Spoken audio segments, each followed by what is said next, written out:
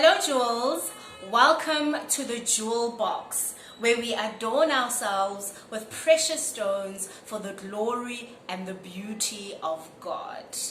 Hagazantombi, let's dazzle. Okay, I am so excited to share with you this little message about the one.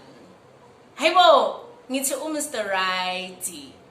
Indoda emadodeni, intsimbedle ezinye, the great I am, Yahweh, the Father, the Supreme God, the Alpha and Omega. Hey, musho, guys, He is so majestic. Yet He's also gracious. He is merciful. He is love. He is kindness. He is patience.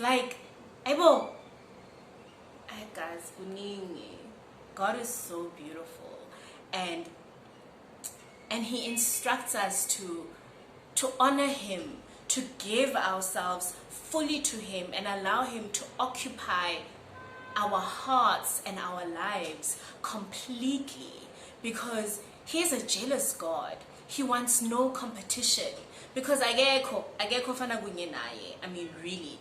If you are the creator of the heavens and the earth, who else can compare to you, right? So He instructs us to really honor Him fully so. And He demonstrates this in the book of Matthew, when Jesus was on His fast and Satan came to Him and said, if you truly are the Son of Man, why don't you just fall and then God will send all of His angels, right, to come and save you. And God was like, and then Jesus was like, no, but God says, do not test me. And then Satan further went on and said, if you just bow down and worship me, I will give you all the riches of the earth.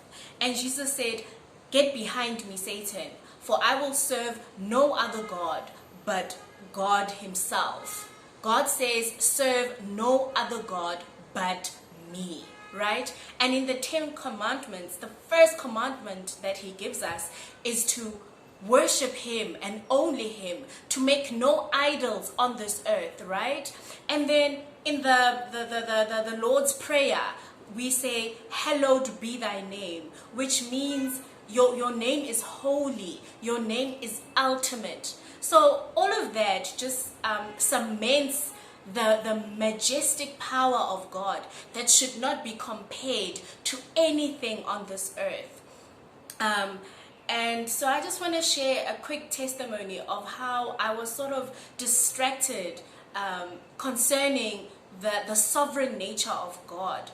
In the beginning of the year, Omugel was doing washerizing out there in the streets. Next thing, boom, knee problems. I was out here limping, right, for about 3 months, and I tried Reiki healing, which is all about vibrations and the energies flowing into the area that is painful, right? So it's like, in essence, it's your body having the power to heal itself. And then I did like these Chinese medicinal tontonis, and then I prayed also, right? And the pain went away after the Reiki healing, but it came back, ne?